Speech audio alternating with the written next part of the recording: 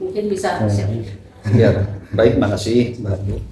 Kalau diskusi sore ini bertempat di Jalan Taman Kuseno nomor 15. Ini sekretariatnya satu organisasi yang namanya Perkumpulan Indonesia Muda atau biasa disingkat PIM. Jadi secara jadi secara formal lah mungkin ya, bisa dibilang karena harus ada lintas nih yang menyelenggarakan Perkumpulan Indonesia Muda. Tapi sebetulnya kami ini hanya memfasilitasi ide dari teman-teman 98 dari berbagai kota, ada yang dari Bandung tadi kan kita lihat, ada yang dari Jogja juga, dan terutama dari Jakarta juga, lintas generasi.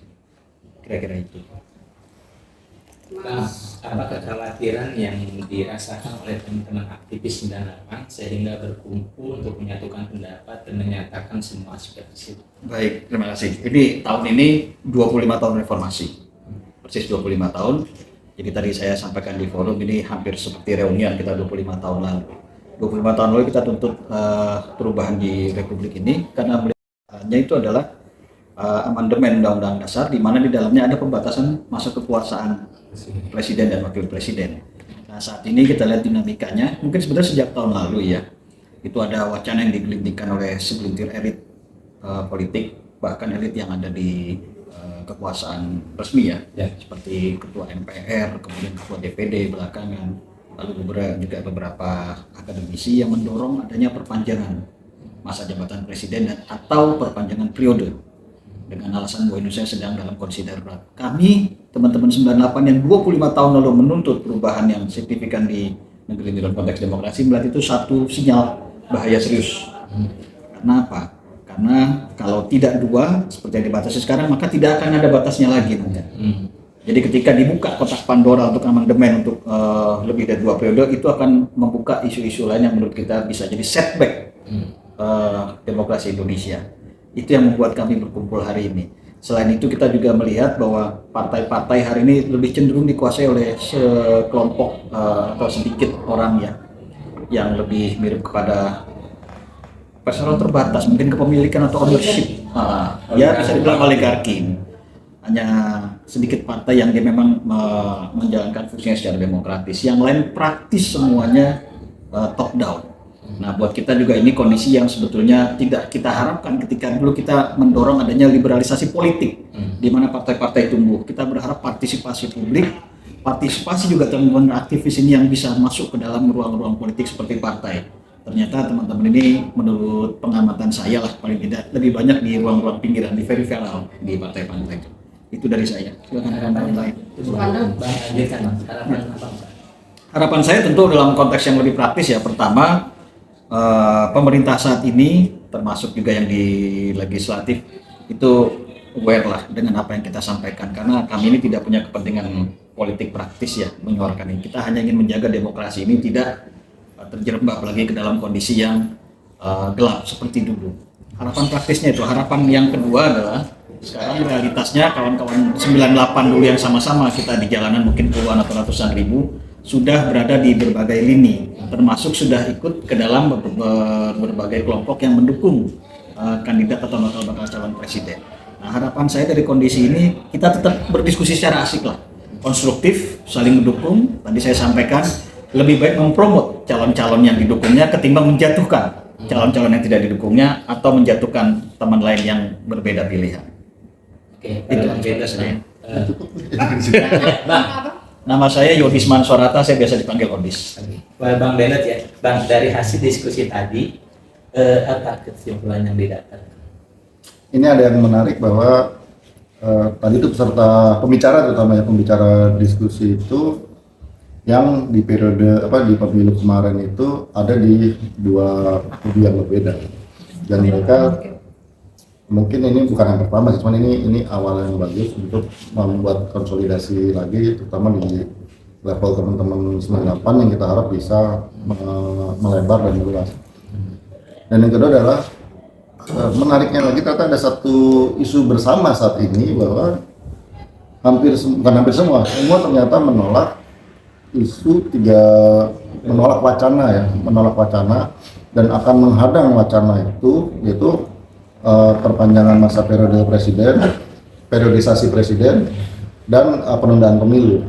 Ini tiga-tiganya diatur di Undang-Undang dasar, dan kita kita akan jaga teman-teman sepakat untuk menjaga jangan sampai ini di amandemen. Ini proses ini akan dikebiri atau dikudeta.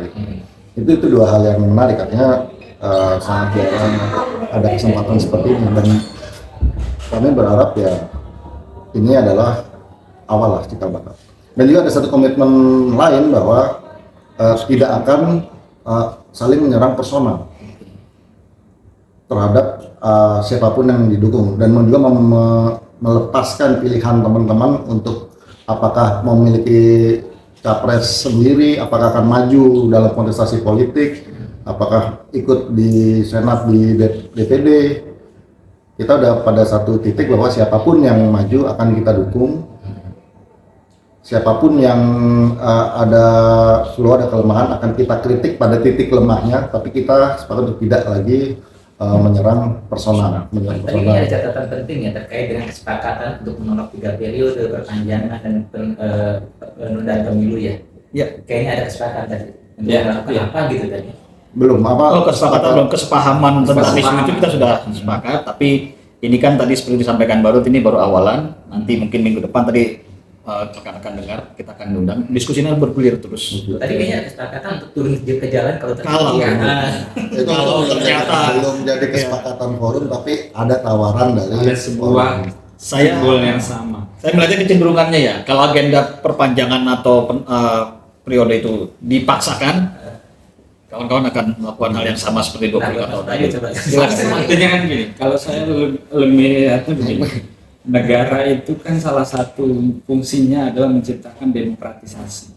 Nah, ketika demokratisasi ini dikebiri, dihilangkan, maka negara itu sudah mengkhianati atau sudah mengingkari fungsinya. Kami sebagai 98 yang dulu pernah mengkritisi, tetap pada posisi bahwa kami sebagai penyeimbang, balancing of power terhadap situasi ini. Nah, ketika kondisi itu maka kami sudah siap. Kebetulan elemen-elemen kami pun tetap masih ada, meskipun kita main di wilayah periferi maupun ada yang sudah di tengah. Pemahaman tentang wacana tersebut akan tetap sama, dan langkah-langkah kita akan sama. Nah, karena pemahaman kita sama dan kita sedikit yang ada di parlemen, maka mau tidak mau kita akan menggunakan yang namanya ekstra parlementer. Nah, ekstra parlementer ini yang secara alamiah, secara natural, mungkin tidak perlu diajari lagi, kami dengan sendirinya akan terkonstruksi dengan pola-pola kerja kami yang sudah pernah kami lakukan dengan penumbangan Soeharto itu. Maka ketika ada yang namanya kantong-kantong massa atau ada yang namanya sekretariat di masing-masing elemen, ketika isunya sama, maka itu yang akan menjadi daya pukul kami gitu. Jadi rezim boleh menakut-nakuti terhadap masyarakat umum, tapi harus ingat bahwa rezim tidak boleh menakut-nakuti gerakan 98. Kenapa? Karena gerakan 98 punya pola dan sudah punya mekanisme yang ada. Gitu. Bang Basya menarik juga gini Bang, kan dari 98 ke sini itu ada beberapa generasi yang sudah lahir.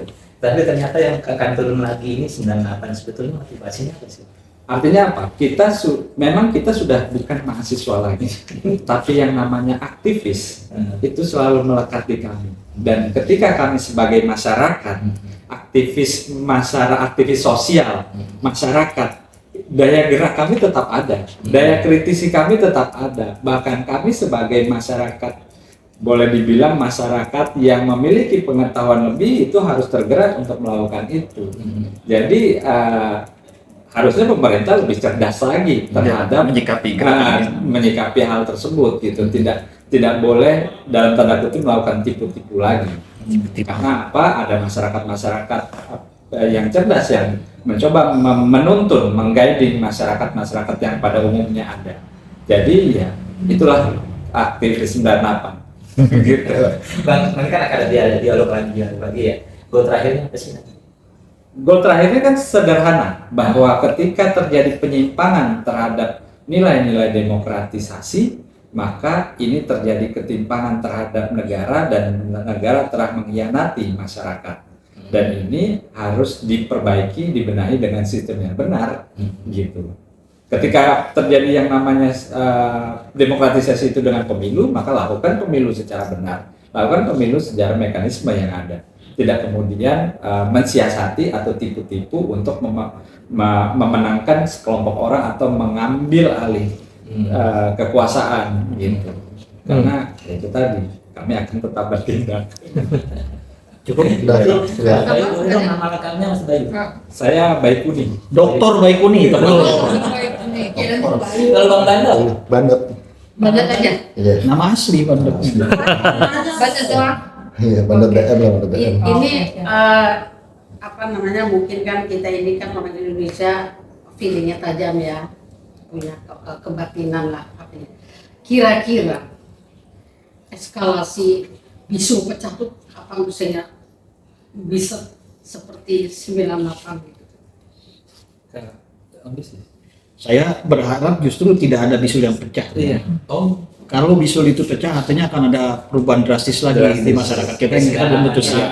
Dan pemilu. Makanya kita berharap apa yang disampaikan oleh teman-teman tadi, jangan coba-coba lagi tipu-tipu atau melakukan kekuasaan dengan cara-cara yang tidak etis, inkonstitusional. Kalau itu mereka penuhi, ikut saja alur yang sudah ada, koridor yang sudah ada, tidak ada bisul yang pecah. Tapi kalau masih coba, sekarang saya melihat dari Oktober tahun lalu ya, testing the water mereka. Kalau itu mereka paksakan terus, bisa saja mungkin nanti pertengahan tahun ini. Kita lihat kan sekarang makin banyak kalau di sisi sana ya, mungkin tadi saya sebut ketua MPR, ketua DPD mulai. Kalau ini makin diperluas, ide-ide gini, perlawanan akan makin besar. Kira-kira kita pakai rumus fisika, tekanannya makin kuat, daya baliknya juga makin kuat. Itu mungkin visualnya, Mbak.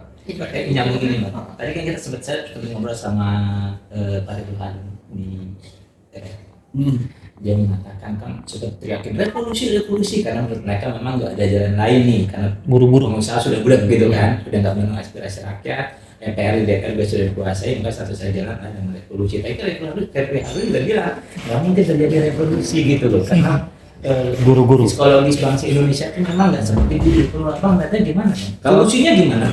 Kalau kami sudah paham lah, ketika siapa yang teriak revolusi, siapa yang berharap ada bisul yang pecah, siapa yang berharap ada yang terjadi perubahan secara yang ekstrim. Karena pasti ada pihak yang diuntungkan, pasti ada pihak yang memainkan, dan biasanya pihak yang memainkan dan diuntungkan itu akan mendorong seperti itu. Mereka menggunakan menggunakan tangan orang untuk menyampaikan itu, sehingga mereka tidak akan muncul.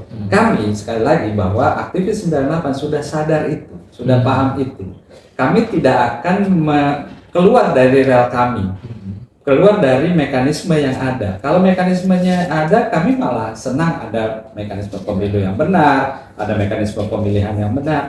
Kalah menang bagi kami dalam mekanisme pemilu yang ada itu adalah sebuah perjuangan yang ideal bagi kami, gitu.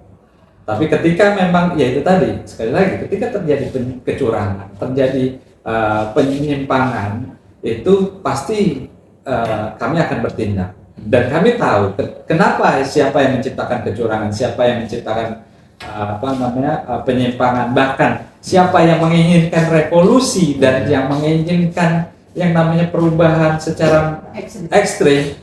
Kami pun sudah tahu, gitu. Ada apa mungkin ya peralihan kekuasaan ini terjadi secara soft?